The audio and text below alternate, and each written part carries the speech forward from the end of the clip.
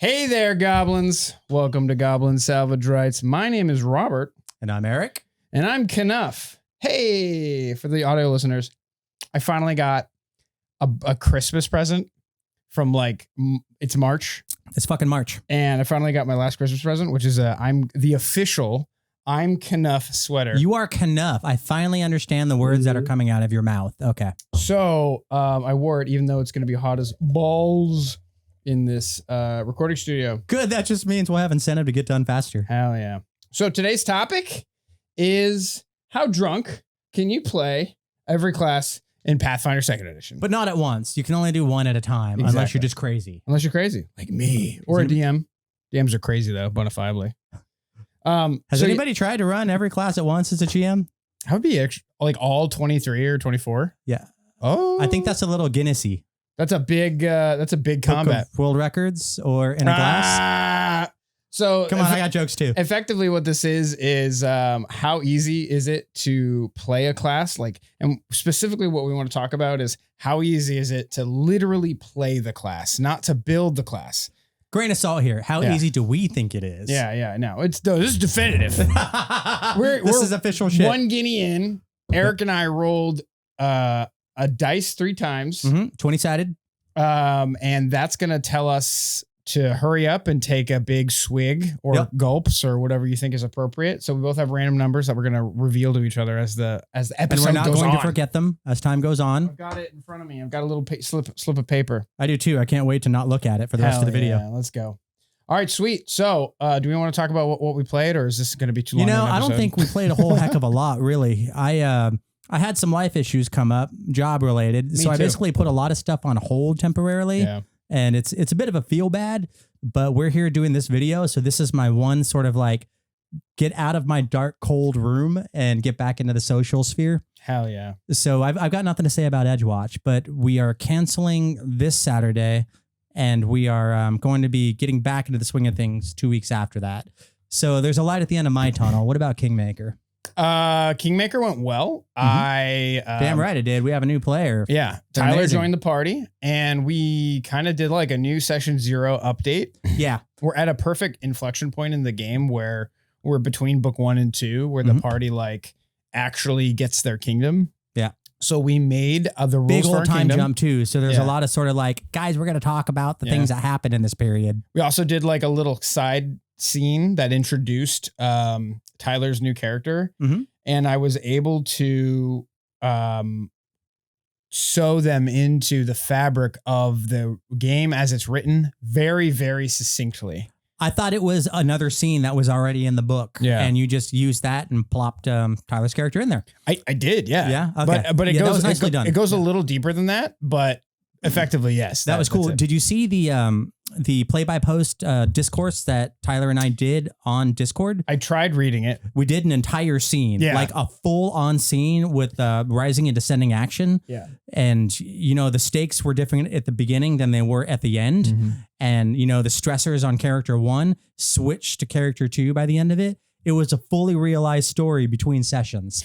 What I think was cool about that is I had zero input about any of this. I didn't even, they literally just started doing it. I didn't even notice until it was done, actually. I was wondering if you were going to chime in, if you're just going to let it ride. So you let it ride. I wasn't even there. Yeah, exactly. I had no idea. I looked back and I'm like, holy shit, what did they say? What was so long? I started reading part of it. I got 2 or 3 posts in and I was like, fuck, I got to go do, this is going to take me an hour to read. We talk a lot, Tyler and I do. Which I think is cool. I'm going to get back to reading it when I go to prep again for Kingmaker. You really should, because I deliberately put stuff in that scene for you to use somewhere in the next 20 levels. Oh yeah. Oh. So yeah, basically Kingmaker was a reboot from books 1 and 2. We created an entire kingdom, the frameworks of it. I'm going to be running all the kingdom building stuff behind the scenes for the most part. Crunch we don't want to deal with. And if there's any cool crunch moments that happen while I'm kind of playing this game by myself, I'm going to turn it into a scene that the players get to role play through.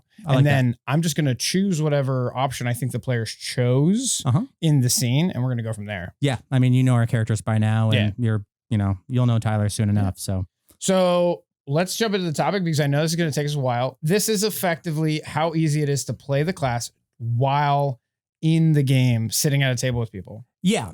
And when I went through and did my read of the 24 or so character classes, I tried to figure out what that meant to me as I was reading these. And what I came up with was, remember that time about a month or so ago when your SO got me high at your gaming table? Yeah. And she was like, oh, don't worry about it. It's not really that strong. You'll be fine. Shake, dude. I could not feel my face. Fucking shake, dude. Yeah. Well, it shook me. Yeah. So shook you to the bone. I spent a lot of time that night trying not to embarrass myself. And what I did was I looked at my character sheet and found little automated loops that I could just put on repeat. So when somebody would look at me and say, hey, Erik, what are you doing? It's your turn. I stride, I attack. Yeah. And I raise my shield. I raise my shield. Yeah, exactly. I'm going to go back to, this blank vacant stare. So that's kind of how I approached it. How easy are these classes to play when you're under the influence, booze, weed, whatever, and you're trying not to show it. Mm-hmm. You're trying to fake it. Mm-hmm. Some classes you could just do it easy peasy, right? Oh yeah. But other classes, not a chance in hell. And I'm thinking of 3 in particular. So let's get started from the very top. All right, we're going alphabetically, right? This isn't like easiest to the most difficult. No. We're going to place them on tier list maker. Erik has never used tier list maker before, so this will be fun. I'm learning. We could drag these around, Erik, and we can put them wherever we want, and then they also get to be like... You do it so I don't mess it up. Yeah. I'm keeping an eye on the first number where you're going to have to chug. All right. So, Alchemist. We're going to start strong, folks. Everybody loves Alchemist in 2nd edition, don't they? Absolutely. Isn't that the most favorite class out there? Absolutely. Sober or drunk, I don't like this class. Okay. So my first reaction, I literally created Stone Cold Sober for this class and one more class in the whole list. Yeah. The reason why Alchemist is so hard is not because he requires a lot of prep. Mm-hmm. It's because you can make every day you have to decide whether or not you want to save resources to make in the moment. Right. Or use all your resources and prep them ahead of time. Right. I honestly wish they would have gotten rid of. I love the idea of being able to make these resources in the moment. Mm-hmm. Just for all the goblins out there who don't want to who can't read Archives of Nethys right now. Basically, they can make 2 or 3 potions if they prep it ahead of time, or if they do it as a simple single action. Mm-hmm. They can make 1 potion of anything they have in their formula book in the moment. But one input can only make 1 potion, but if you do prep them beforehand, 1 input can make 3 potions or 2 potions. That encourages. Wow, this is happening. It encourages you to think strategically rather than tactically. Yeah. What you describe you prefer to do is to respond tactically. That's sort of like it's less proactive and more reactive, which is it's a favorite style of play. So I totally get it. And when you're under the influence and you're trying to think strategically and you got 4 other people depending on you to do that, things can get a little dicey. Yeah. And the problem with Alchemist is that it doesn't shine unless you're doing both. And that's the problem. It's a balancing act. I feel like, when we get to the witch, it'll be that conversation again as well. Absolutely. So I'd say D tier, Stone Cold Sober. I don't want to be under the influence at all if I'm trying to play this class with any kind of... Right. Which is ironic because they can make beer.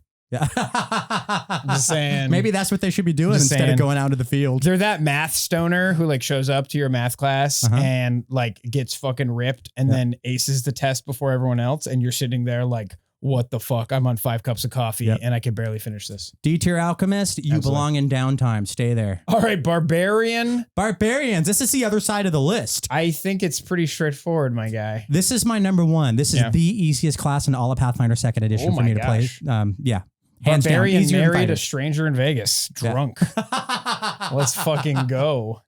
Yeah, because the cycle is pretty much the same. The Barbarian has some interesting build complexity, but when it comes to gameplay complexity, the loop is very straightforward. It's activate rage, charge in, and attack people. Yeah, and it's people or the door, anything with the BT value. Yeah. If you're going into a hazard and you can wreck that hazard, you don't send your fighter in to attack its AC. Yeah. You send the guy with all the damage in their blade. So the Barbarian, you can just sort of sleepwalk through adventures and say, I attack the thing. Mm-hmm. You don't even know what it is. It doesn't matter. I can damage it. And it's also appropriate to a lot of the flavor of the class that's intrinsic to it. Mm-hmm. And I always thought it'd be fun to play a Barbarian that isn't the dumb unga bunga rageaholic. For sure. I want to play that class one day. And probably when I finally play a Pathfinder Barbarian, because I've never played a Pathfinder Barbarian. They're on my list of things I have to play. Like at all? At all. First or second? No, edition? I played a first edition. Okay. Yeah. Pathfinder, what do you edition? Yeah. Barbarians are great in first edition. Yeah. But I'm talking about in second edition, like I've never played one because I know they're so straightforward. I know what the gameplay experience is going to look like. So if I ever plan on making one, it'll probably be a little headier of a Barbarian, but still Unga Bunga Smash. Yeah, the one thing I was curious about that made me pause a bit with the Barbarian. Let's see if I can find that note. Blah, blah, blah. They can't rage while fatigued. So you're going to hear me say this over and over and over again through these classes. Anytime you have to track conditions, whether you're giving them or you have to interact with them as a result of something you do, that already creates more overhead for your experience. And I'm going to take another drink and not worry about overhead because the Barbarian's as easy as it gets. Yeah, it's like if you're fatigued, normally you only get fatigued from raging for the most part. Yeah. And they also have the concentrate trait as well. They have to mess around with. But normally you've built the class around never needing to concentrate. Right. But a good GM will throw certain things at you that require you to interact with it. Yeah, that's a good point. And if they wait till your 3 Guinness is in, then fire that GM. Let's go. So you're sure this isn't A tier? Text your X, I miss you. I'm just going to go ahead and say it because everybody knows. Yeah. That one went rounds with fire for a couple of times in my head. We'll leave it in S and we can bump it down to A if we feel so inclined. If anything's S, it's that. We're going to move it around. Yeah. All right. So I think casters naturally can probably never be married a stranger in Vegas S tier. Right. Simply because they have the spells and they have to interact with bodies of text. Exactly. Yeah. But there's actually one exception to that, I think. We'll get to it. Sure. And not a lot of people agree with me that it's even a caster in the first place. Okay. We'll get to that. Let's see if I'm right. But Bard. So Bard, out of all of the casters, has the most simple gameplay experience if you're playing a classic Bard. So this boils down to subclasses, I think. If you're playing a more dynamic Bard that does a lot of debuffing and stuff like that, this goes down a tier. But if you're playing the classic buff Bard, where you just do bardic performance and then you cast a spell or move, then I think it's about as high as you can get. A tier, maybe text your X, I miss you. Possibly B tier, house party at 2 a.m. That's to me like, because if I'm at a house party at 2 a.m., you know what I mean? Right. I've been cruising all night. And if I've made it to 2 a.m., I'm not actually super drunk. Sure. I'm like, I've been nursing drinks every hour and drinking water in between. That's the only way I've ever made it to 2 a.m. Like 6 a.m. Robert is the one you see like I'm walking around with 2 glasses. I've got a water in one hand. I've got a fucking cocktail in the other hand. And no beer hat. They're just in your hand. No beer. They're in my hand. Exactly. I hug people with drinks in my hand. Whole night. Is that how you keep getting new mugs of beer? You just like give people hugs and you mug them? Dad, go home. You're drunk. Not yet. Working on it. So what do you think? A tier or B tier on Bard? The thing is they have to interact with spells, and with spells you get spell attacks. You get, small bits of math. You have to deal with heightening spells. Yep. And I don't know about you guys, but for some reason, heightening spells isn't something that's automatic for me. I have to keep thinking about it as I do it. I will say though, because they're not a prepared caster, spontaneous is different. Spontaneous is definitely easier than prepared. It is for sure. And heightening spells, because the signature spells, is a lot easier too. Yeah. So what is the maximum tier you could be drunk and play the Bard? Again, like you said, depending on the build. Any caster is what I meant. Any caster. What's the highest tier any caster could ever be, you think? High being easy or high being difficult? High being easy. What's the easiest tier of drunkenness a Bard could ever be, a caster could ever be in? Arbitrary set of categories here. Our patrons made this, by the way, or our Discord people. You bastards! I knew it came from somewhere terrible. I literally Discord made this for me. So if you ever want to influence the tier list maker in the future, get on the Discord, fam. We're vibing. I can think of one caster class I could probably play as that second one. What is that? A? Is that right? Text your X, I miss you. Yeah, where's the Barbarian? Barbarian's S tier. Okay, married stranger in Vegas. A or B? A or B? Yeah. So maximum caster could ever be is A or B? I think so, yeah. Simply because of bodies of text and heightening and we'll shuffle this around. I'm going to leave Bard in A tier because right now on the board, we'll move things around. It is the best, is the easiest caster we've had on the board. I actually had the Bard like in the middle of the list. Okay, it was around 13 or so. Oh yeah. All right, next up. Champion. Champion. Easy peasy. Oh, yeah? Yep. This is the third simplest one on my list. The trick with champions that makes it a little more difficult than it otherwise would be is you have to be paying attention to what's going on around you because they're so reaction heavy. Maybe it's just the people we play with. I don't know. But it's easy for me, speaking for myself, to just sort of like get so absorbed into my character and looking down here that person's got to turn, that person's got to turn, that person's got to turn. The game state has changed like 3 to 4 times before it gets back to me. And I look up and go, oh, wait, 3 guys back. You did. Can I get my reaction on that? Yeah. No, you can't. Pay a fucking attention. That's the one thing that keeps it Champion hard. and Fighter are like the actuallys of the play table. The actually classes. Yeah. Everything else, easy peasy. I mean, even the, what is it they have? They have a special kind of spell, devotional spells. That was the only other thing I could see that would be a little bit higher maintenance. Again, they just have focus spells. They're just focus spells. Yeah, and focus spells, you have to track how many you use. Yeah, how many did you use? You have 3 points. I don't know. I was drinking. Well, you have 3 points. I only have 3, but I can't count to 2 right now. Well, that's true. If you're using the app, you just hit a button and it tracks for you. So what do you think? Yeah. B or A tier? I'm thinking it's got to be A. It has to be A. A tier? Yeah. If it's not... If it's not S, it's A, I think. It's literally the 3rd easiest on my list. Okay. It's definitely easier than Bard. For sure. Okay. So, I'm okay with that, I think. If it's in C, I'd be upset. 2, I roll my eyes. A, I'm happy. S. There's only 3, I think, that could go in S, I think. And that would be one of them. All right, Druid. I'm going to come out hard on the gate here. I've been playing a Druid for a little while now. Yep. I love me a Druid. You know why I love a Druid? Why do you love you a Druid? Because they have options, Erik. They have options at all times. But unfortunately, having options means that inebriated playing is very difficult. Analysis paralysis. It's a real thing. Because you're going to have an animal companion, a familiar, and be able to cast spells all at the same time. And when you say animal companion, you're also talking about action economy by default. It goes up. Exactly. So now you have to juggle more actions. Yep. So I'd say I'm going with mimosas at brunch. I could rock a couple mimosas, little mosas while at brunch and still play my Bard, have a good time. But like the second I start getting into house party at 2 a.m. territory, I've been day drinking all day. Yep. Now I forget about the action economy. Yeah, now my note literally says heightening spells. Fuck, I forgot to do it and I don't remember how it works. Lol. Okay. Anathema, was I supposed to do that? Yeah. What does nature even want from me, man? Okay. Your action economy gets messed with. And you have to choose between protection, buff, heal, summon, shape change.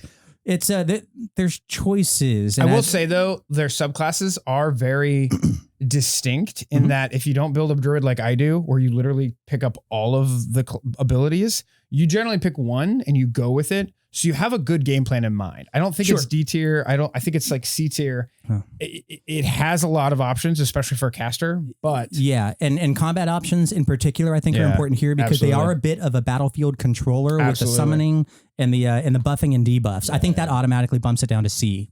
So in that case, clerics are just shitty druids, right? They're shitty druids. Yeah. But I think they're more about player characters and not so much about boo enemies. B tier, because buffing your friends and having worse abilities than the druid means that it is easier. It's easier to play for sure. I think clerics are hands down.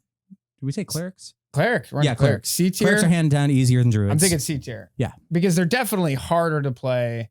Are they harder to play than a bard?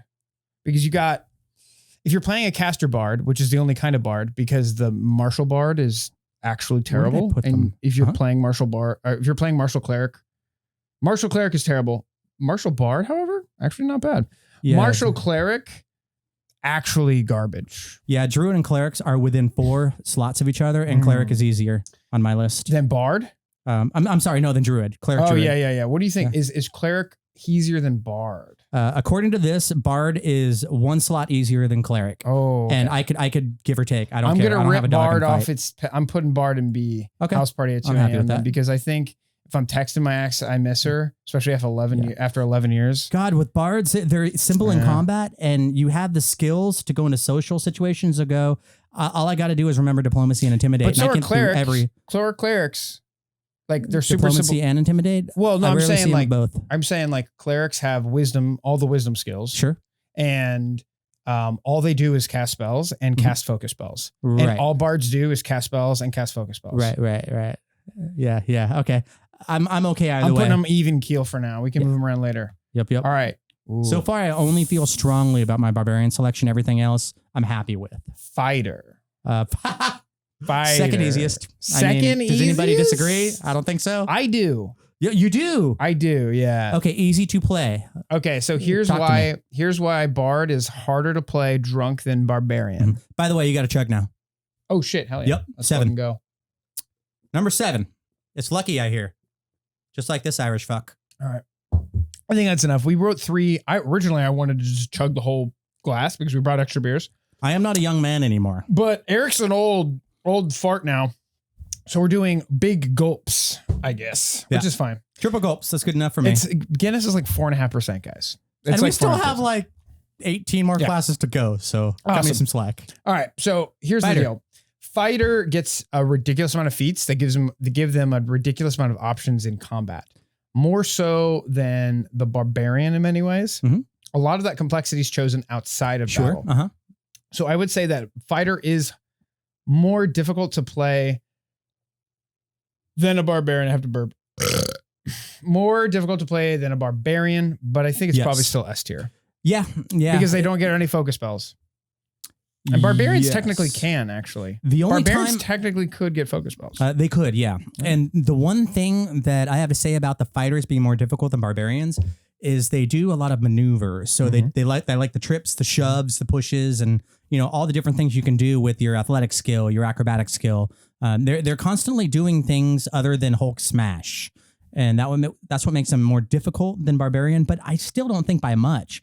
Because again, when you're drunk, you're not trying to maximize your options at the tactical table. You're just trying to get by. You're trying to pass. Yes, you're right. And by the time you've built your fighter, you know what it's going to be doing. Right. Yeah. You stick things really well. You roll your fucking damage, and you just remember to raise your goddamn shield by the end. Okay. So I think I'm good on fighter. Let's talk about fighter with a gun. Gunfighter, let's fucking go. Gunfighter, okay. Gunslinger. Hey, that is 6 from the easiest on mine. Do you like guns? Yeah, I do. I'm a fighter who can shoot guns well. Does that mean fighters can't shoot guns well? Yeah. No, fighters can shoot guns well too. Yeah, but a gunslinger is a fighter who can shoot guns well and hides. Yeah, don't forget that. That's important. I'm gonna say the gunslinger is definitely A tier. Very easy to play drunk. Sure, but their subclasses often lead them into situations where playing the game requires a lot of skill checks. Yes. And the fighter doesn't necessarily do that. It can, but not like the way, because a lot of the gunslinger abilities or subclasses really set it up for having to do a thing in combat or switch between two kind of fighting styles. Sure. Right. Or stances and whatnot. Stances or whatnot, or getting the jump on someone with the sniper one, or like performing and stuff like that. I think Gunslinger is up there with Panache. You know what I mean? With the Swashbuckler. Because it tracks small math. So you have to keep track of reloads. That's not a thing a fighter has to do. Yeah. In fact, you have to keep track of where you are on the field, because I noticed Champion is also on the A tier. Champions know exactly where to go in every grid, in every battle grid situation. It's true. It's between the monster and your squishy. Do you want to bump them both down then to B2? I want 10 tiers. That's the thing. I don't think the Gunslinger is as difficult to play as the Cleric. I think it's easier than the Cleric, but it's certainly more difficult than the left on the tier is within that. I'm happy with that. Is better. Yeah. Right is worse. Okay, so that was kind of like a fractional adjustment for me. Yeah. Okay. But that's my main complaint with that. You have to worry about reloads, which fucks with your action economy. That's true. It's true. And you have to position yourself just so on the field, so you can account for your reload and your shot, and God forbid you need to actually move because your monster can reach you. It's there's a lot more to plan for strategically rather than tactically with the Gunslinger. I agree. I think we're gonna leave them at A tier. Texture X. I win. I miss you, but they may get shifted later. Sure, because they're definitely not as easy to play. These ain't stones, my dude. Bard and Cleric. Right. All right. Let's talk about Inventor. Why? Can we skip him? All right, Inventor. Listen here, mister. He's in the middle of my my list here. C tier. Like dead center. C tier for me. C tier? I can't. Sure. The Inventor, you want to talk about managing shit? Right. Animal handling for starters. We already covered that. This applies here. The Inventor has to constantly roll skill checks, manage whether or not they've overcharged, right, and then also be an Inventor. Yep. And do inventory things. And they also have 3 new key terms that other classes do not have. So there's just more overhead. I'm going with mimosas at brunch. Yeah. There's no way in hell it's a D tier by a country mile. Once I've built my Inventor and I know what their gameplay loop looks like, I could probably get away with it, but I will be taking notes at the table. But you've also got like every class memorized and you know the game like the back of your hand. Most of us don't. So if that's your statement, imagine what the rest of our statement is. That's good. Okay. Oh. So are we good with Inventor? I think so. What else did I have? The construct companion is an animal companion. So everything we said about Druid applies for the Inventor on top of new key terms, on top of all the skills. It's almost like the Inventor is several different classes, like the worst of them, cobbled together to make this one. No, that's the Thaumaturge. That's the Thaumaturge. So we're not burying the lead. We're saving the best for last. For real. What number are we on? I think that's 11. 2, 3. Oh shit! 9? You got to gulp. I got to gulp. Fuck! I didn't order these. I'm 10 and 11. So you're just gonna finish that beer, I think. Oh fuck me. Okay. All right. I am also 10. Let's killing this boy. This next one, that's you. All right. Hang on. Let's do this right. There you go. We're both pounding it, boys. Cracking the beer. Little clink. We're now level 2. Hell yeah. Scotch. Oh yeah. You gotta let it sit. You gotta let it settle. You gotta let the Guinness. Tip the glass, man. What kind of Irishman are you? No. With Guinness, you pour it straight down. With nitro, you pour it straight down, and then you let it settle. Is this nitro? Yeah, this is nitro. This is nitro. Okay. All Guinness is nitro. See, what is this list we're doing? Rules you have to remember as you're playing. I was a bartender. I did not fake it. And then you pour it straight down, and then you let it settle because the micro bubbles have to form a solid head at the top. Micro bubbles. It's like the ones that form under my nutsack. Oh my god! Here we go. I'm gonna put this out. Yeah, you got to let it settle. I am a man of faith in my abilities, so I'm gonna set it on my book. Oh, danger, Will Robinson. All right, let's talk about the most complicated. Well, not the most. One of the top 3 most complicated and convoluted classes in the game. Oh, good God. Where are we? Investigator. I played an Investigator in Hell's Vengeance, the adventure path. We were all super bad guys. Honestly, that was the most Erik class you've ever played. I appreciate that. You painted my minis for that. I know, dude. I wish I could find the dog. Sick as fuck.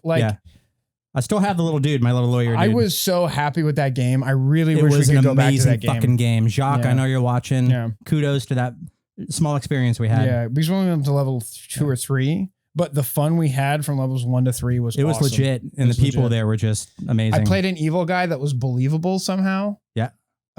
So yeah, that's great. This is D tier, Stone Cold Sober. The Investigator, for sure, has to make goblins. Imagine you had to play 2 classes that were in the same body every turn. That's what the Investigator is, because the first action you take every turn is you roll a d20 to see if your attack action would have succeeded. Devise a stratagem. So basically, before it comes around in your turn, you have to be thinking to yourself, if I get a good attack roll, I'm going to do my attack path. Right. If I get a bad attack roll, I'm going to do my non-attack path. I think before that is, am I going to attack at all? You can even make that decision before you take your first action. Well, no, you need to always be rolling, because what if you get a 20? You don't want to waste a 20. You know what I mean? So if you get a 19 or a 20, you have to have an attack action to utilize that. Strike with irons hot. You're thinking like a player, and I totally get that, because that's what you are, a player. Like a GM having like a ticking time bomb scene, where it's like, what's important is you have like 7 things you can do, and you only have 5 actions worth of resources to do it in.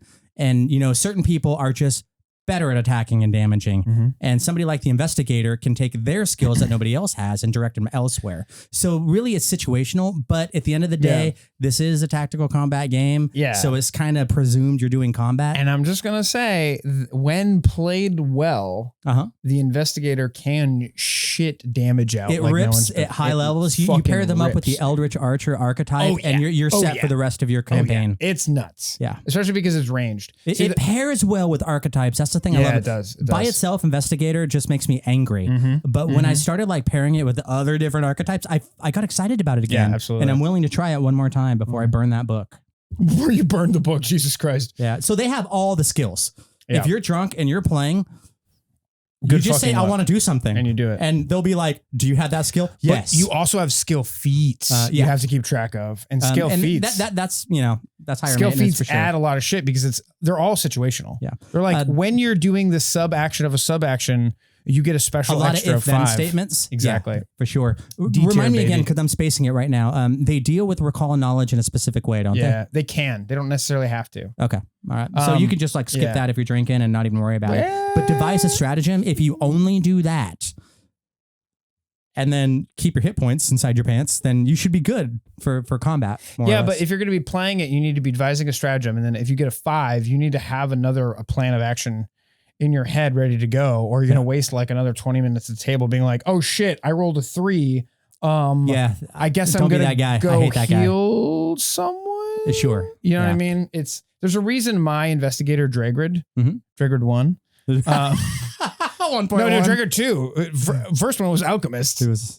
And then it was Inventor or Investigator. Dragrid had many lives before he finally settled into death. Until he settled into death.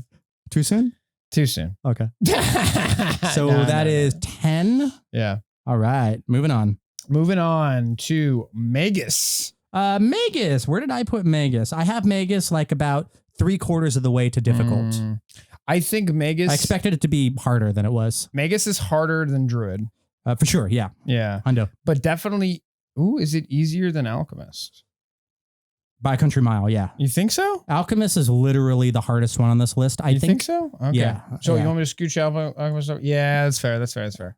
So the thing with Magus is that they have a series of feats and abilities that all chain together, and you have to do them in order to play the class effectively. You write them down on a Post-it note in front of you, and you don't have to remember shit for the rest of the game. That's true, but if you forget your Post-it note, you're fucked. If you're doing this game drunk from memory, then none of this video applies to you. A tier, let's go. S tier, A tier, fucking S tier boys right here. Give me a slanch of that. Hell yeah, it's settled. A tier's all money, boys.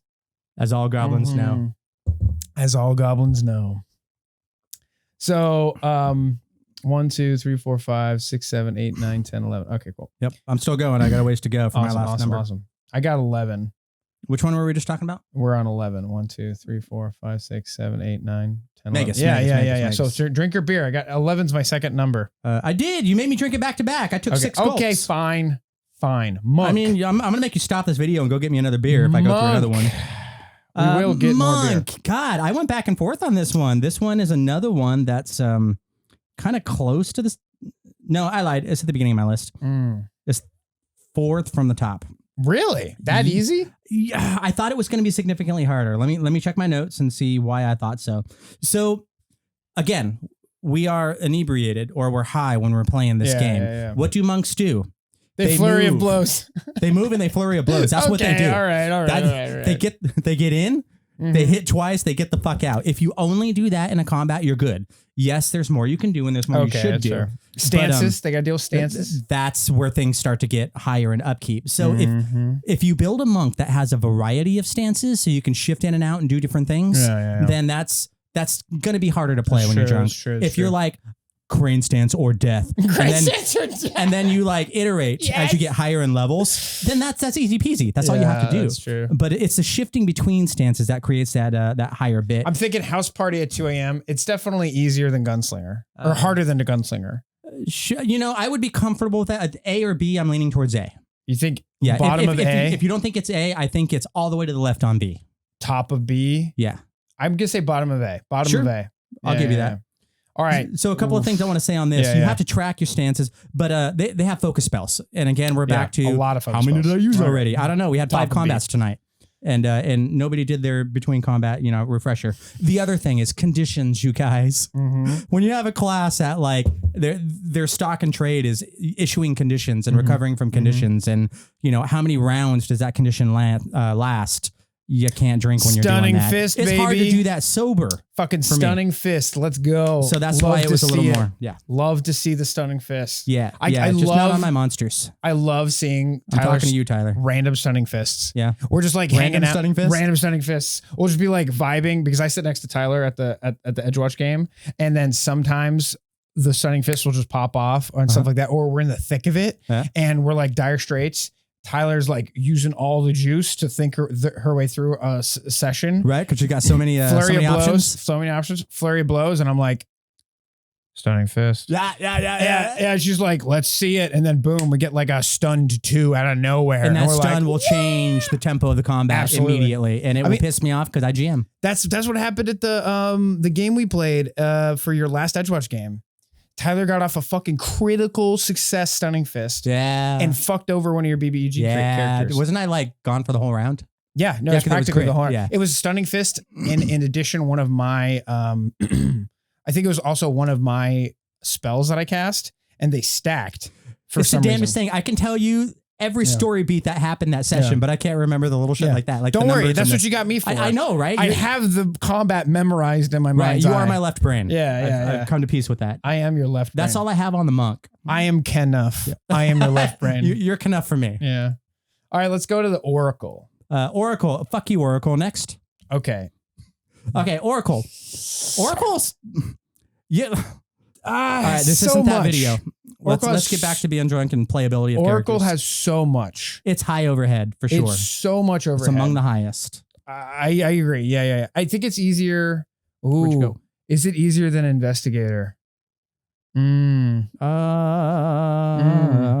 it top of D tier or bottom of C tier? You know what? I have them back to back, and I have Oracle just a hair harder. Hair harder? Yeah, I could go either way. I really could. Okay.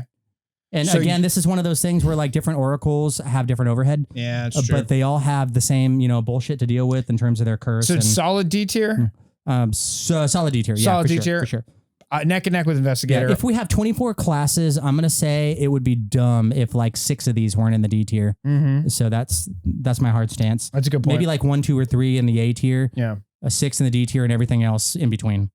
That's my prediction. We'll see if it pans out. We'll see it. I'm happy there. Give us some specifics about Oracle. What is it that grinds your gears about Oracle? So Oracle's a caster, but they're a spontaneous caster, so they're a little better. The problem is they have their curses, and their curses are managed by their focus spells. So you've got these 3 giant blocks of text that you have to keep in mind, and you're wanting to cast your focus spells because they're actually good focus spells. They are.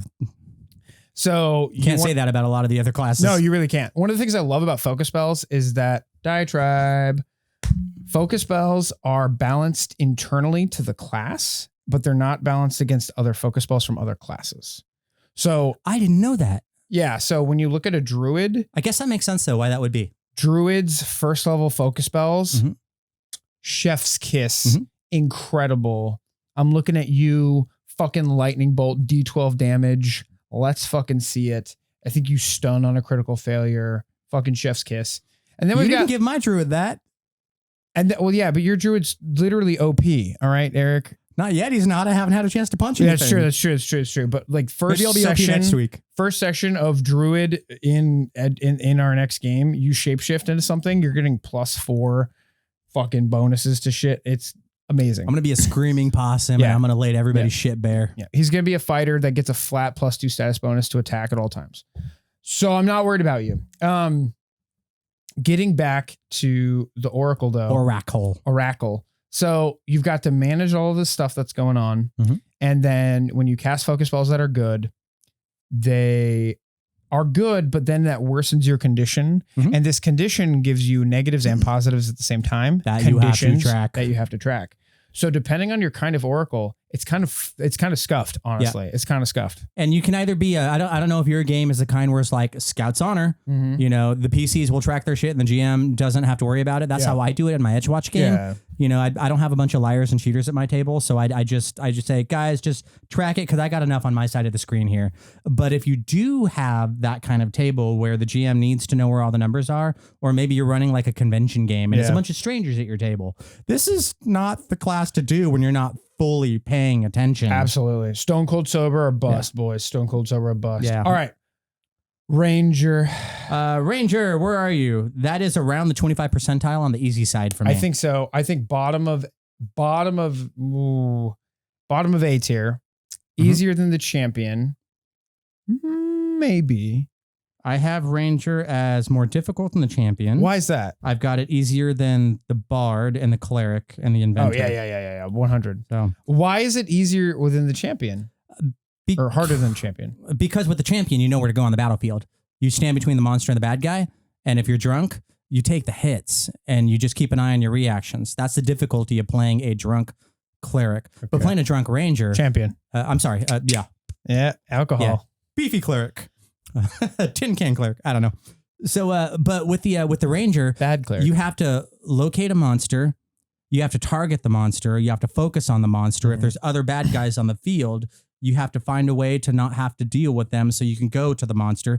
There are more tactical decisions to be made as a Ranger than there are a champion. All champions have to do is go, GM, did you just take a swing at somebody? Oh, I guess it's my turn to do something. The Ranger has to be more proactive in their decision making.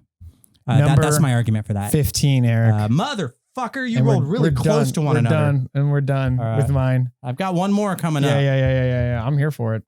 I might finish my beer before you do that. I agree. Actually, you actually, the fact that the fact that you don't have to put yourself in the middle of it rather than focus fire a specific opponent actually requires a little more focus. Plus animal handling and extra action economy. Okay, I will say though, you don't necessarily have to play a Ranger that has. You don't have to, but like should. How many don't? Yeah, exactly. I mean, they're all good. Is there anything? Yeah. Else? You're right. Who does? Yeah. You're right. All right, I'm gonna say bottom. Harder than Monk. Are they harder to play than the Monk? Are they harder to play than the Monk? If you're like Crane or Bust, I would say no. But if you have a bunch of stances and you have focus spells and you have to read bodies of text, that's the thing about the Monk. You know, you have to keep an eye on the text because there's a lot of +1, -1, +1, But with the Rangers, it's the same every single time you do it. Bottom of A tier, top of B tier. What do you think? Ranger. Can you play Ranger while texting your ex? I miss you.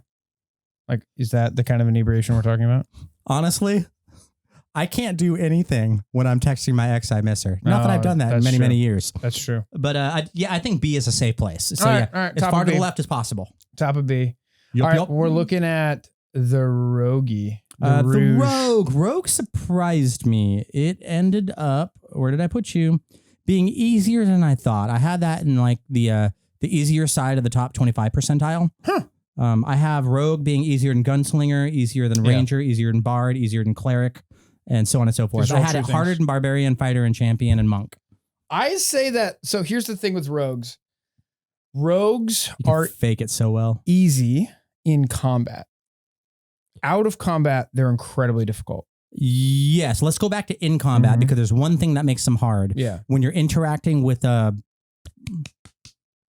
hiding, perception. Concealment. When you're dealing with concealment rules in combat, it makes that overhead one layer more difficult. That's true. But if you take that out and you have other ways to get people if you're just flanking. Exactly right. Because what does a rogue do in combat? Exactly. I mean, come on, be honest. 90% of the rogues out there, it's all about flanking. Fucking rogue Beastmaster with the fucking Velociraptor companion. Yeah. Let's see it, boys. Let's see it.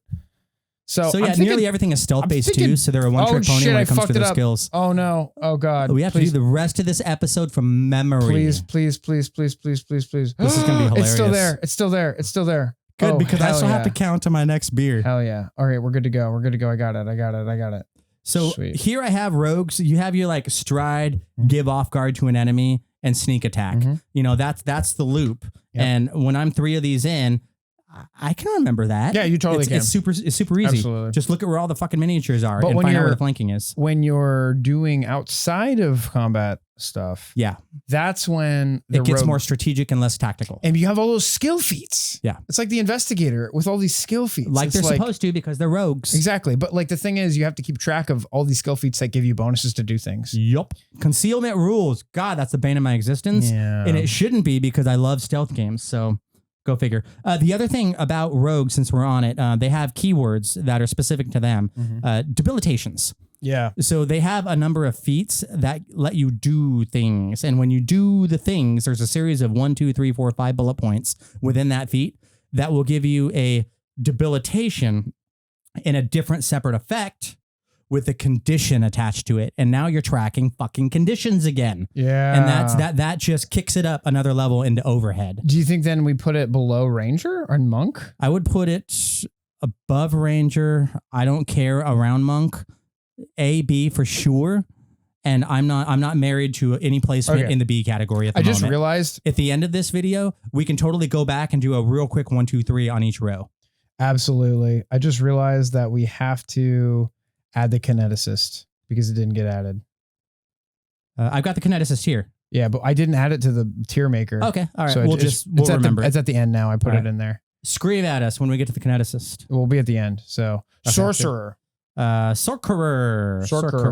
Okay, so 25% towards the front. Out of all the casters, that's the one. Sorcerer is the easiest. Yeah. Yep. Absolutely. It just is. I mean, all your decisions are made for you before you roll initiative. You've got like a small amount of spells you're willing to cast. You can do a lot of heightening. You know if you're in combat or not. You've got a couple cool abilities from your focus spells. Mm-hmm. And you have cantrips. You don't have to count how many times you've used a spell. That's true. That's low overhead right there when you're drinking. But that's all spellcasters, to be fair. It is, but with wizards, and we'll get to that obviously, but with certain spellcasters, you can't just lean on your cantrips. That's true. You just can't. Well, you when can't. You're a sorcerer, you kind of can because you're limited in how many spells you can cast. Oh shit, we don't have psychic on here either. I do. Or this doesn't have all the new books. Thaumaturge. Oh shit, this doesn't have Thaumaturge or. All right. Okay, we'll have to fix that. We'll fix that. We'll absolutely fix that. Yeah. I'm gonna type it on here. Yeah. Type it at the end. So I'm gonna put it. I'm gonna put Sorcerer at the top of the casters, definitely in front of Bard for sure. I mean, you have a spell repertoire, which is like your spell book, obviously, and it's fixed, so you don't have to track the use of their spells. You get focus spells, you got to track those. Yay, meta magic feats, they tweak your spells a little bit, and they monkey with your action economy. So that's a little bit of overhead, but you can sort of fake your way through that. And again, we get back to heightening spells because spellcasters do that. All of that just makes it a more difficult drunken class to play than many of your marshals that we've discussed so far. Absolutely. But as far as every single one of these spellcasting classes, this is the easiest. And I don't think anybody would disagree. If you do, let us know. Absolutely. Yeah. Tell us in the comments. Because a lot of these classes can be built really difficultly. Yeah. Or they can be dumb brick, easy to play, and still effective to a degree. And not optimized, but effective. A lot of fun, frankly. Everything's fun when you're drinking, right? That's true. That's true. Absolutely. So that's a theory, anyways. A game theory. Oh, geez. Theory. Next up is our Summoner. Summoner, that is second from the hardest for me. Why do you say that? And oh God, I was afraid you were going to ask me that. So obvious caveat here. I'm kind of a forever GM. I haven't played even half the classes available. So a lot of this is kind of grain of salt territory for me. And you are a forever player, sometimes GM, and you have so much more experience actually getting these things to the table. And I still haven't played every class, which is hilarious. Exactly. Right. Because, adults, jobs, bills. But with the Summoner, you had the animal companion problem. Again, I'm just going to call it the animal companion problem from here on out. Okay. Where you have that idea encapsulates having a second figure on the grid that occupies its own square. It has its own stat block. It has its own abilities, and it has its own piece of the action economy puzzle. So all of that, it's complex. It may not be complicated if you understand it, but it's undeniably complex, and that just ratchets it up. I would argue one or two, that the Summoner. Okay, I added Thaumaturge and Psychic, by the way. Oh, nice. I would argue that the Summoner is the most complicated class that has an animal companion, because yes, because of the relationship between the PC and the animal companion. It's much more intimate. You share HP. Yeah. And the way that you share actions is different from every other class in the game. So a normal animal companion, you spend one action to give your minion with the minion trait 2 actions. The best way I could describe playing a Summoner is basically you now have 4 actions, and either you can give yourself 3 actions and your animal companion and your Eidolon 1 action. Mm-hmm. You can do that or the reverse of that, but you can never do 2 and 2. Yeah, and that's analysis paralysis right there when you're drinking. I hate it so much. Yeah.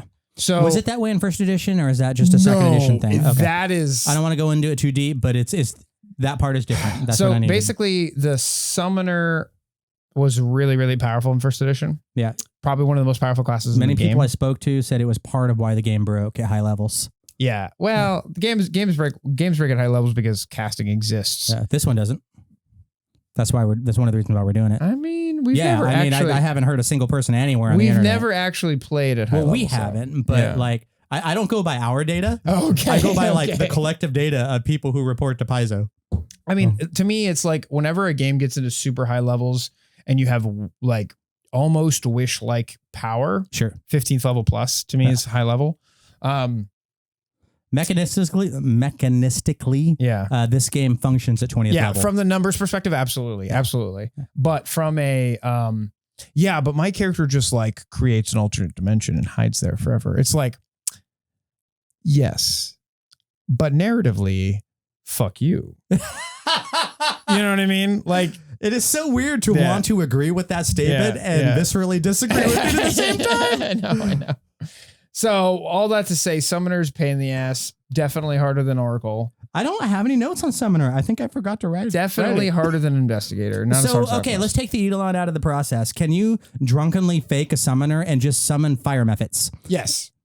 And summon things, so. Summoning 1, summoning 2, summon monster 3. It's not recommended, but I believe it's not, but we're trying to fake a Summoner while we're drinking. Is that possible with a Summoner? I think you can. If I remember correctly, you can cast spells or use focus points to cast. Is it glaringly obvious when a player is doing that instead of? Oh yeah, no, because you don't have an Eidolon. Okay, so it's like duh, like okay, yeah. So I think they're harder to play than Investigator. Yeah. Oh, and the other thing is they have that limited spell slot thing that the Magus has.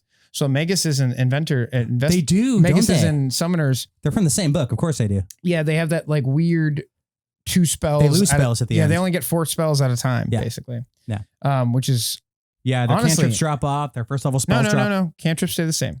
So 1 and 2 and 3 and 4 they just drop off as you get beefier. Yep. They keep the cantrips. So it's your current level and it's your current level and the previous level spells you cast before it. Everything before that is gone. Yeah, there is a short list of classes I would love to play in a game at some point in the next 1, 2, or 3 years. Magus is definitely on there. So I'm excited to. Yeah, I had a Magus built for a game and it just never got off the ground, which sucks because I was like a spiked gauntlet Magus. It was like I was a Magus of a spiked gauntlet, and my character was actually the spiked gauntlet. Like the person was an animate spiked gauntlet that animated a skeleton body. Such a cool concept, and the actual class itself of the Magus, the subclasses for the Magus are so interesting. I love them. Swashbuckler. Finishing your beer. Swashy B, dude. Right in the middle. Fucking Swashy almost dead B. center. Yeah, I'm saying. Panache is the obvious thing to talk about. It's its own rule set. Yeah. Swashbuckler has its own key terms with it. That right there is automatic overhead. However easy you may think it is, it's a thing no other class has to worry about. Yep. Where are my Swashbuckler notes? You start talking while I find my notes. Definitely harder than the Inventor. And definitely harder to play than a Sorcerer, Bard, or Cleric, but not that much harder because you kind of have everything dialed in. With the Swashbuckler, once you've made the class, you know what kind of panache you're creating. Sure. So you design the experience and then you just play the experience. Exactly. Yeah. The thing is you have to manage. What are you looking for? More beer? We're out of beer. Maybe. Well, there's beer in the fridge. But it's outside the camera range. Go grab a fucking brewski. Right. Well, can you talk that long? Can I talk that long? All right, goblins. We're going to go on a journey. All right. So Swashbuckler is really interesting because it plays on every one of the social skills and acrobatics. The thing about acrobatics is it's based on dex, which means that we can build a dex-based Swashbuckler that actually begins to break the game in some core ways that I think are a lot of fun. You can stack a lot of class skills and stuff like that on acrobatics that you can't stack on social skills. Also, you can lean heavily in acrobatics, making the class way less multiple attribute dependent, mad, so that they're just a more efficient class. Unfortunately, there's kind of a right way to build a swashbuckler and a wrong way, but the wrong way is actually still really great. Just, oh my God, what the, for the audio listeners, Erik just walked in with a cat toy behind his shirt and is dangling in front of me. Oh, now it's dangling in front of him. You should pour that in a glass, my guy. That's a Guinness. Guinnesses deserve glasses. I'm a bad Irishman. That's true. Erik just discovered that he's Swedish, and I am 70-30. 70% bounces between London, Glasgow,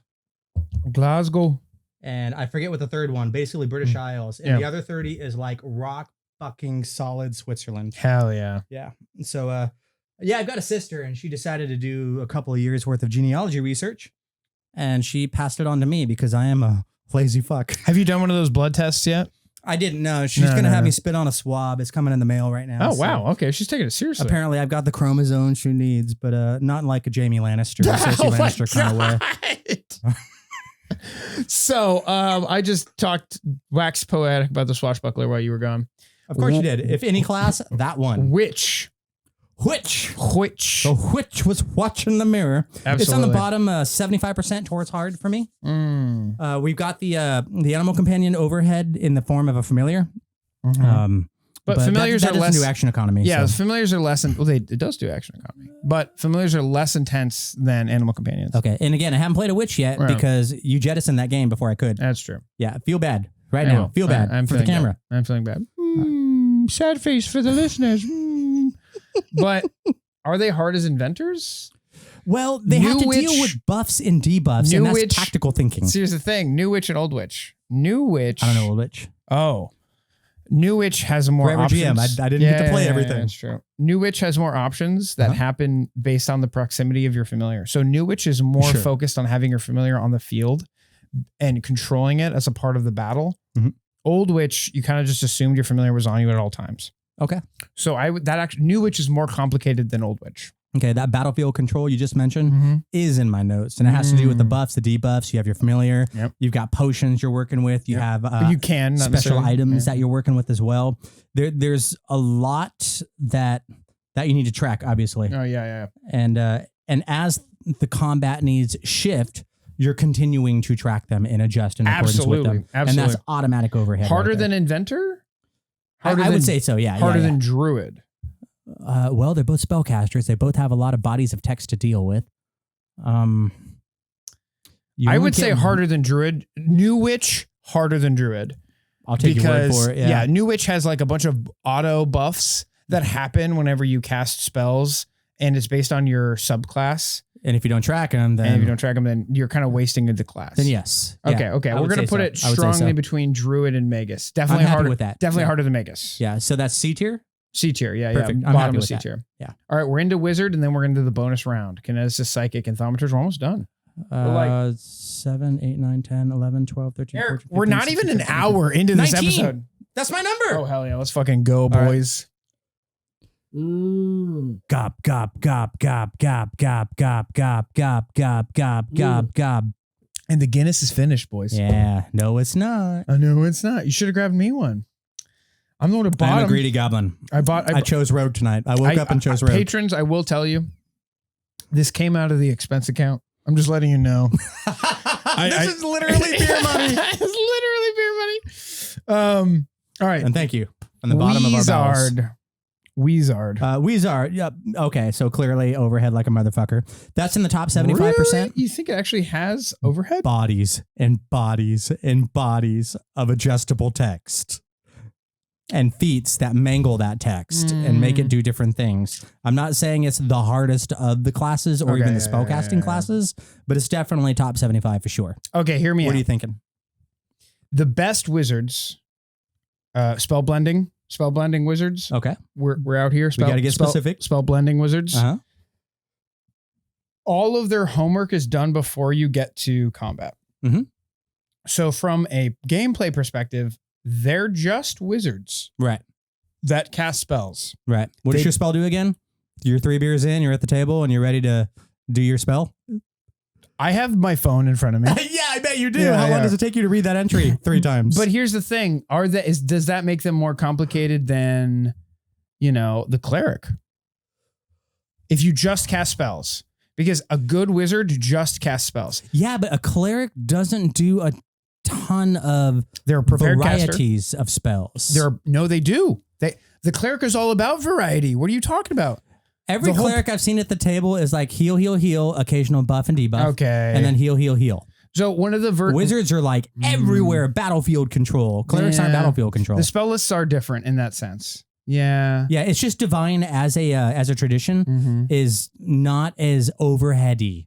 I'm inventing a word right now. It's a goblin word. GM. Goblin.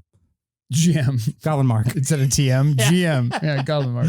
But yeah, I think just the arcane tradition by default harder has than significantly the more Inventor? overhead. Having never played one, having never seen one at my table. You've seen an Inventor. Alex played one. Yeah, but that wasn't the kind of game that leaned on that sort of thing. You're right. We just said we wanted to do shit. Whether we had it on our sheet or not, we did it. Yeah, that's true. Plus, there was a lot more beer than we're drinking now. That's true. That was a lot of fun. I would still say yes, because when you fuck up an Inventor, it's not noticeable. When you fuck up a wizard, it's noticeable on the battlefield. Because most of us have seen wizards for years and years and years and years of playing this game. And we recognize the patterns of wizard actions. Yeah, and intrinsically, but inventors, we don't know what they fucking do. Yeah. Unless we've read it and played it or whatever. Harder than a druid? Definitely easier than a druid. Definitely easier than a druid. Absolutely. Yes. I'm still there. Yeah. Absolutely. I'm thinking cleric. Because a wizard. Okay, bard's definitely easier. Sorcerer's definitely easier. Clerics, they cast spells and focus spells, but they're a prepared caster. But that means if you're a prepared caster, you're coming into the game and you're actually making less decisions. Yeah, clerics also are less concerned with getting the fuck out of the way than wizards are. Oh, good point. So there's the movement action, which is 1/3 of your action economy. Yeah, you're right. Okay, I'm happy with where wizard is. That's more tactical. I'm happy where wizard is right now. Clerics are more strategic. Yeah. Wizards are more tactical, I think. We're at a Guinness. Okay, sadness. You want another Guinness? I'll get you a Guinness. How many more do we got? I got bought on 8-pack. So yeah, rip me another Guinness. Let's go. All right, so next up is Kineticist. Now, you do that one because that's your baby. So, Kineticist is a spellcaster. Believe it or not, goblins, Kineticist is a spellcaster. So, when we look at the way Kineticist is balanced, they have a casting stat, and then they get their ability bonuses. They get, expert or whatever in Kineticist spells at the same rate that a normal spellcaster would, which makes sense because they're doing a lot of AoE damage and stuff like that. They tune the damage down just a wee bit because they get access to those cantrips all the time. But at the end of the day, a Kineticist is almost literally a spellcaster that only casts cantrips, which is different than the Psychic, who is a spellcaster that casts... Are we still talking about the Kineticist? Yeah. The spellcaster that casts Kineticist, the spellcaster that casts cantrips mainly, but has access to higher level spells. So the Kineticist is the most has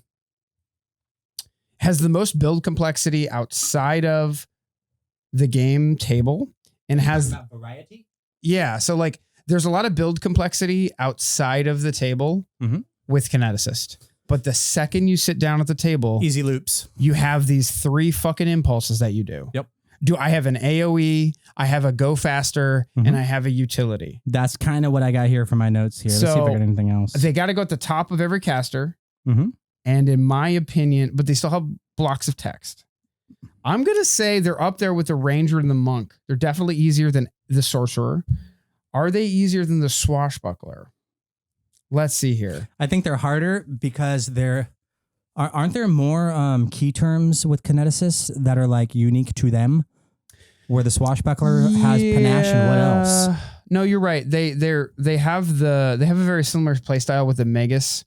They have a simplified Magus gameplay loop where you do the thing, you have a stance, and then you could spend the stance. They're neck and neck with... Okay, actually, you know what? Hear me out, goblins. When I originally wrote... So I have a Kineticist script written.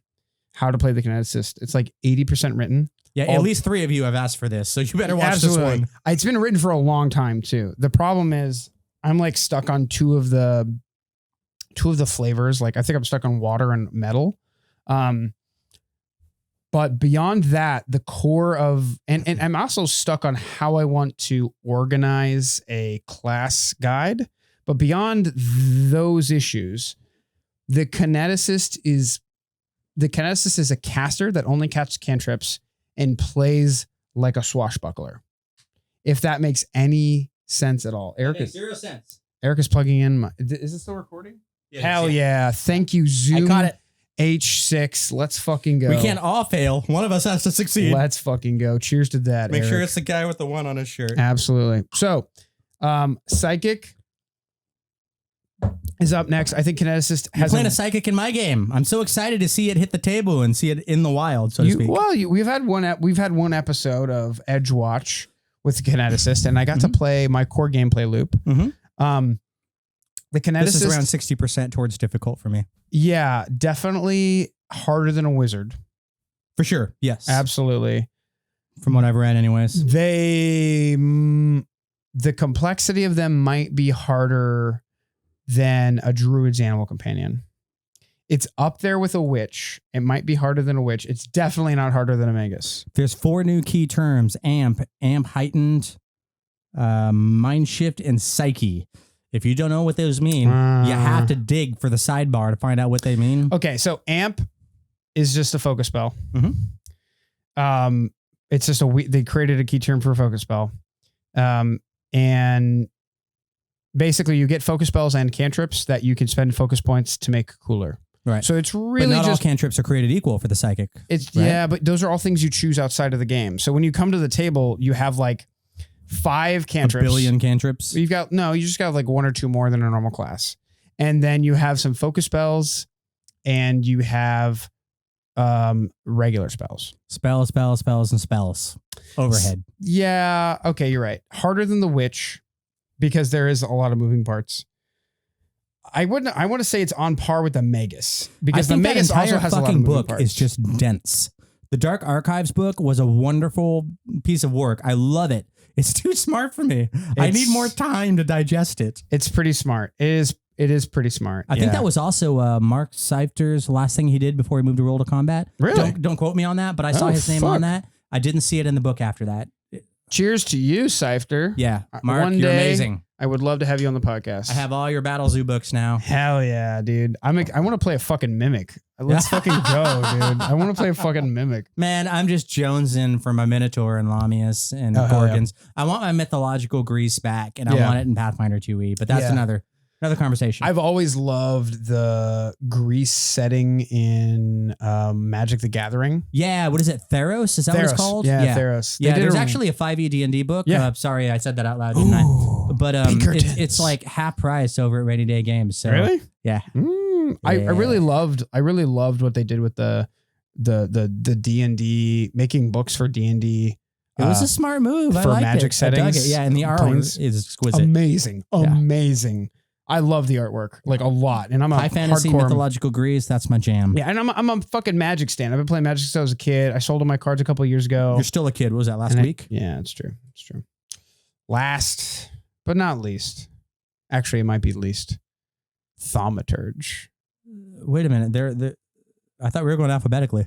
Yeah, there are letters after T. No. Remember, we had to add them on at the end. Yeah. Are we at the end already? We're at the end. Oh, Thaumaturge. So this is where like the flames start to be edited in to go up to the end of the conversation, and then our heads explode in green goo by the end of it. It's honestly not that bad. I hate you right now. Yeah, I know. It's like flames. It's like flames from the side of my face, heaving. It's like flames. Heaving breath. So here's the deal with Thaumaturge. Their gameplay loop, they're a martial class. First off, first most. Right. They're a martial class. Deceptively a martial class. Yes, I give you that. So their in-game choices are very limited once you get them to the table.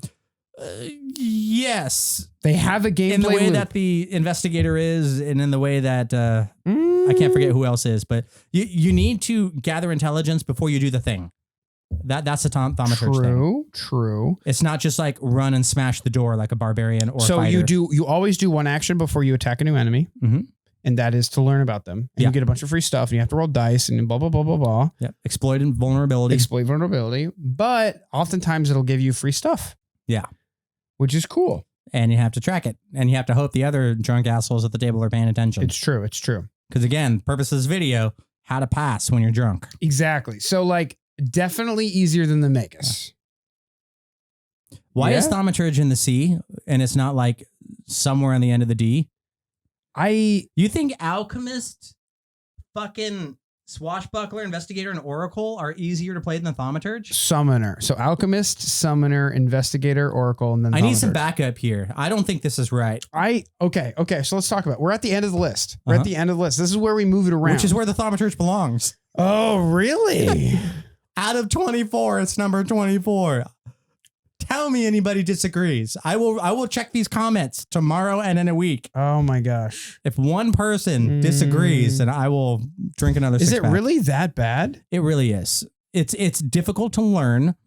It's difficult to execute at the table. It's difficult to get the people around you to understand what the hell is going on. It's difficult to get the GM on board if they don't understand and have internalized the Thaumaturge class.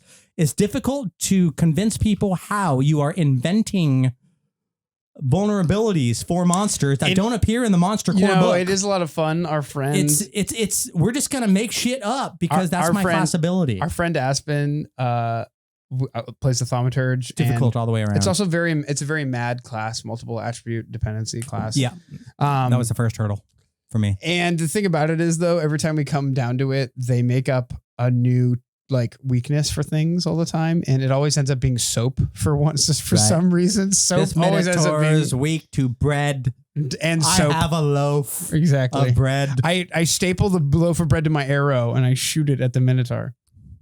Seriously? But from a gameplay perspective at the table, you're only managing yourself and not the action economy of two people. So that means it's easier than the Summoner. You are managing one action and the effects of that action. So it's easier than the Oracle. And you're not having to make decisions based on a full book of spells in your hand, which makes it easier than the Alchemist. The real question is playing the Thaumaturge easier than having two frames of reference for every combat, every round? Because with the Inventor, you have to have two plans in your mind at all times. Investigator. Thank you. Yep. Alcohol. Cheers to alcohol. Thanks, Irish. With the Investigator, you have to have two plans in mind at all times in order to play it well. Is that harder than doing exploit vulnerability every turn? I think it's harder. Technically, it's harder. Yes. Like in a drunken state. I think there's a presumption you're making here that the action economy of animal companions is a higher burden to meet than... Well, we haven't talked about animal companions. None of these things have animal companions. I'm sorry, I said animal companions. I meant the action economy. Yeah, the Summoner is just a pain in the ass. Right.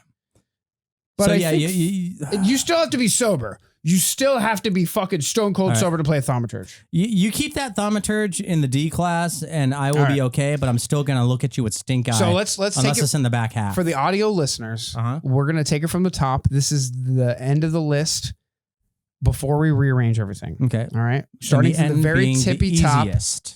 From the very tippy top, we're fucking so drunk. We married a stranger in Vegas. All right.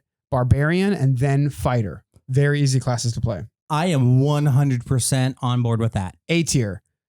Text your ex, I miss you. Gunslinger and then Champion. I'm 50% absolutely on board with that. And anything over a coin flip, I'm happy with. Okay. All right. Gunslinger could be an S tier, maybe. I'm thinking B, but whatever. Oh, really? Okay. Yeah. B. House party at 2 a.m. There's a lot here, so bear with us. We're looking at Rogue and then Ranger and then Monk and then Swashbuckler. Those are the marshals. We jump into Kineticist, who is a caster. Fight me in the comments. I'd love to see it. Sorcerer, who just has spells and some focus spells. Bard, who just has some spells and focus spells. And then Cleric, who just has some spells and then focus spells. 8 total. I'd argue that Cleric is harder. Cleric is, yeah. Bard is, yeah. This is good. Bard's training wheels. Yeah. Okay. training wheels, but also happens to be the most powerful class in the game. Fight me in the comments. Yeah, I don't think anybody disagrees. Fight me in the comments. Status bonus. Let's go. All right. He's cruising for a bruising, folks. C, mimosas at brunch. We're talking 1 or 2 mimes. That's it. And then you can done still for the function with these 6 classes. Absolutely. Very top of mimes at brunch. We're going Inventor. Wizard. We start to get the crunchy spellcasters here. Druid. You got spellcasting and a bunch of other actions you can do. Witch. Lots of buffs handing out. Psychic. Lots of fucking things you got to handle. And then Magus just has a complicated gameplay loop. So I'm actually happy with that order in the C. Yep. Okay.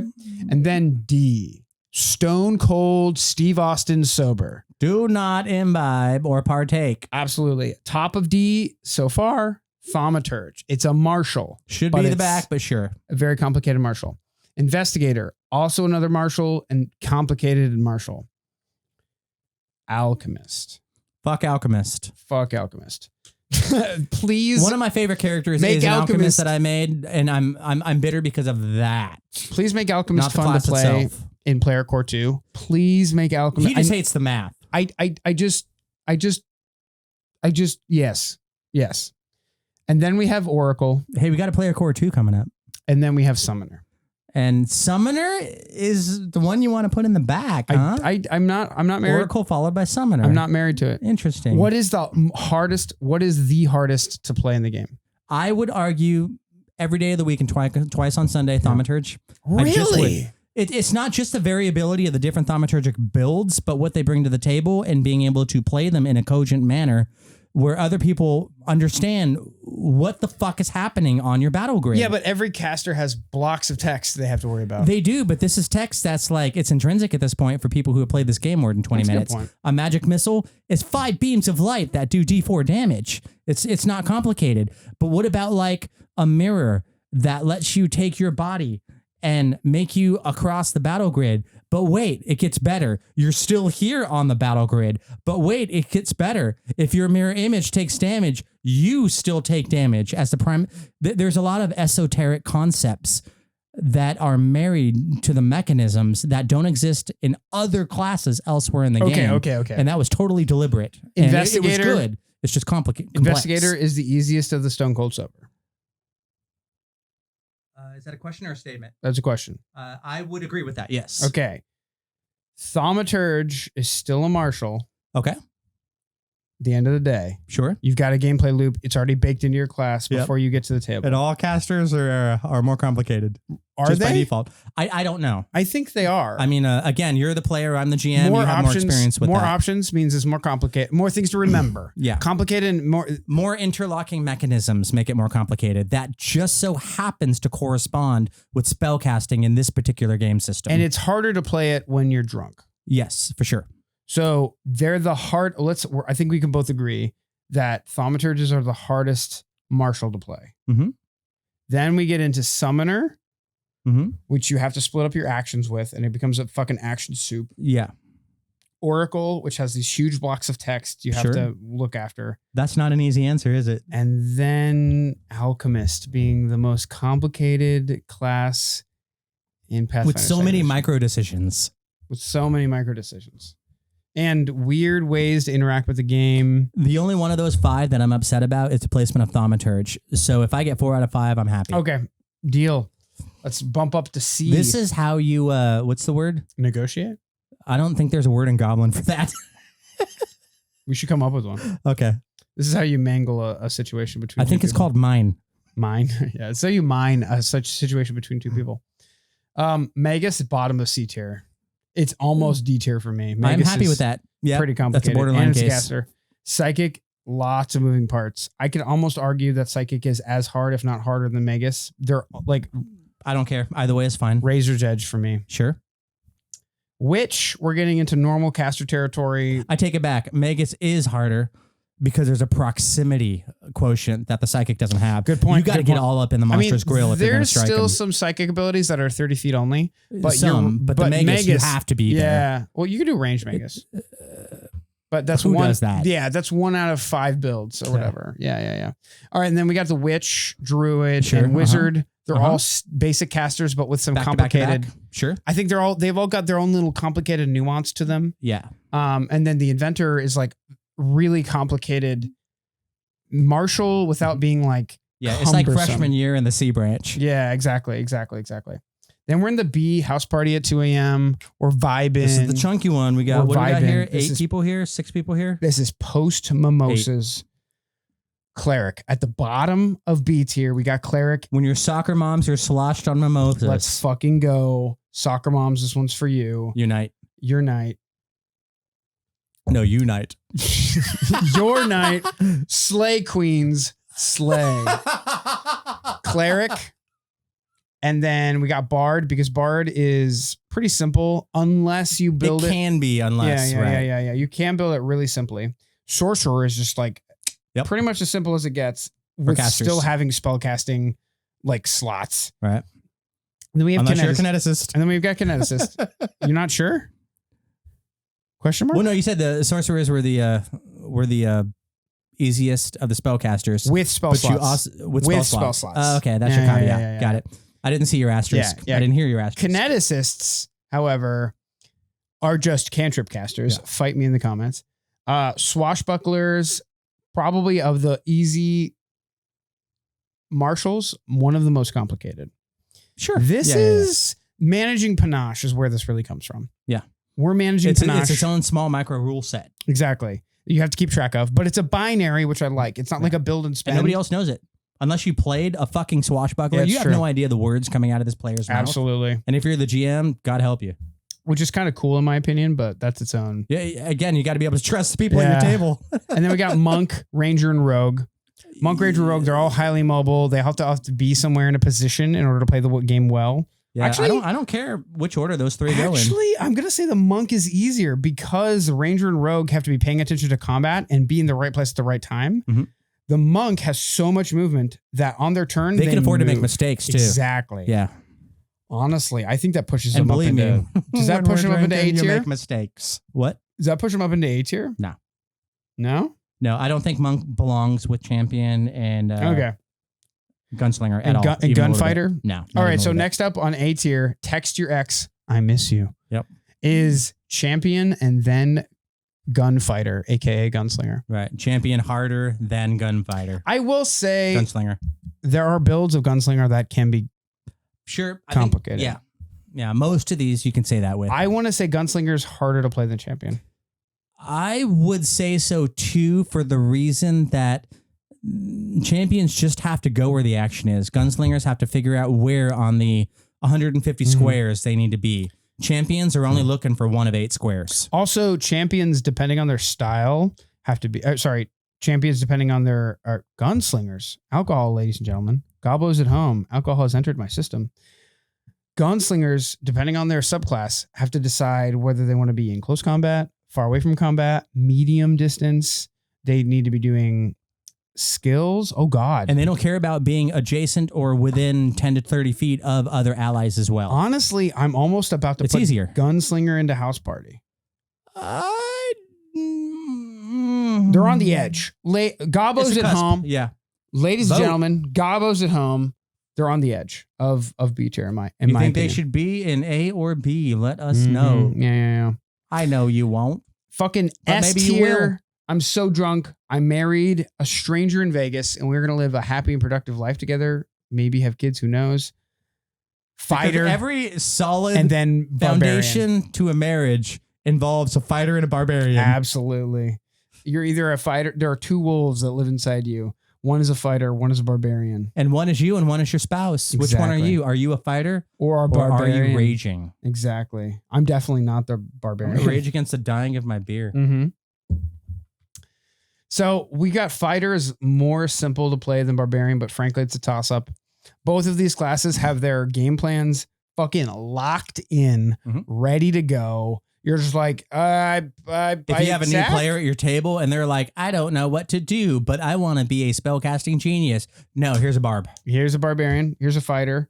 Just get fun. Angry. Be angry. Go have fun. Now that I'm thinking about this might be controversial, but I think fighter's actually easier to play then the Barbarian. See, at this point, I think your face is controversial. It's true. It's pretty fucking ugly. Yeah. My face looks like a You dried keep pressing that fighter. I'm going to move on to your mom.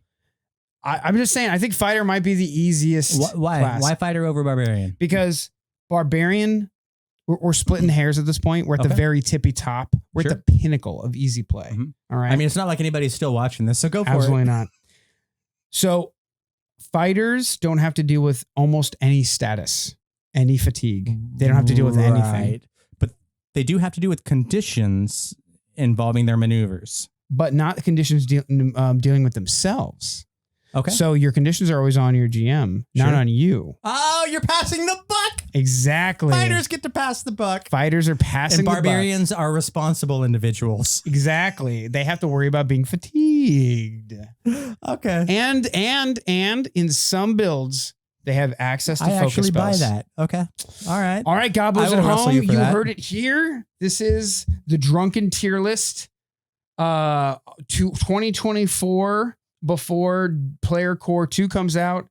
I can't wait. We got Monster Core coming out in like what, 2 weeks? My pre-order email hit my email box like a couple days ago. Oh, I am so happy. You get the PDF? I'm getting it early. Yeah, I'm getting it. I want it. I'll send it to you. I'll send it to you. Yeah, piracy doesn't exist. So that's the tier list of how to play classes easily, aka how to drunkenly play Pathfinder 2nd edition. Thank you so much for hanging out with us and putting up with this drunken debauchery. Happy St. Patrick's Day, my favorite holiday. And if you don't drink, that's okay. Hug your buddy. That's good enough. As always, keep it weird. Keep it weird.